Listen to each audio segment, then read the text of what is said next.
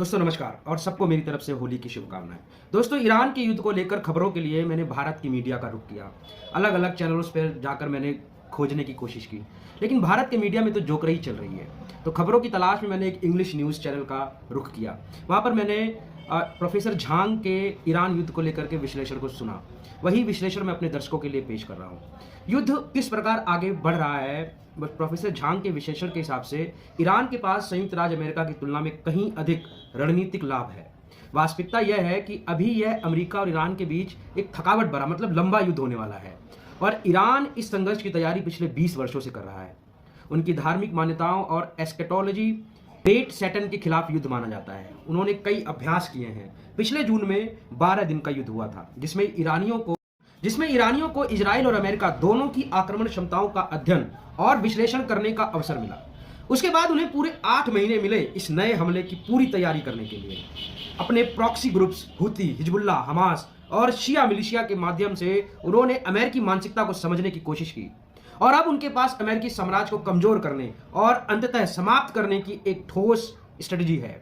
Iran वर्तमान में global economy के खिलाफ युद्ध छिड़ रहा है। वे जीसीसी यानी कि गल्फ कॉपरेशन काउंसिल देशों पर हमले कर रहे हैं, यानी कि UAE, Qatar, Bahrain, Abu Dhabi, अमेरिकी ठिकानों को निशाना बना रहे हैं और महत्वपूर्ण एनर्जी इंफ्रास्ट्रक्चर पर अटैक कर रहे हैं। उन्होंने हॉर्मुज जलडबरूमद, जिसे स्ट्रेट ऑफ हॉर्मुज कहते हैं, में यातायात को प्रभावी रूप से रोक दिया है और आगे चल के वे पानी को जो नमक कम करके पीने के लिए यूज किया जाता है, जिसे डीसैलिनेशन प्लांट्स कहते हैं, उनको निशाना बनाएंगे, जो इन देशों के लिए जीवन रेखा है, क्योंकि इनके पास नेचुरल मीठे पानी का कोई स्रोत नहीं है। जीसीसी के लगभग 60% पानी की जो आपूर्ति है वो इन्हीं डीसैलिनाइजेशन प्लांट से होती है, जो ये समुद्र के पानी को मीठा करके पीते हैं।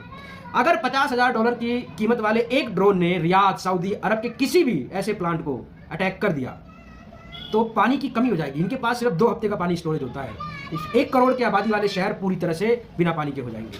वर्तमान में ईरान में हॉर्मुज जलडबरूमद को लगभग बंद कर दिया गया है और जीसीसी देशों को लगभग 90% खाने की आपूर्ति इसी मार्ग से मिलती है। ये सिर्फ तेल आता नहीं है वहां से, खाना भी जाता है वहां पे इसी रास्ते से। और अगर बंद हुआ तो सिर्फ तेल बंद नहीं होगा, खाना भी बंद हो जाएगा। लेकिन इस समय ईरान वास्तव में सऊदी अरब, यूएई, बहरीन और कतर के अस्तित्व को चुनौती दे रहा है। अमेरिकी अर्थव्यवस्था की धुरी माने जाते हैं ये खाड़ी देश, अमेरिकी अर्थव्यवस्था के धुरी माने जाते हैं। वे पेट्रो डॉलर के माध्यम से तेल बेचते हैं और फिर उस धन को अमेरिकी शेयर बाजार में निवेश के रूप में। अर्थव्यवस्था का बड़ा हिस्सा एआई और डेटा सेंटर निवेशों पर आधारित है, जिनमें से काफी निवेश खाड़ी देशों से आता है।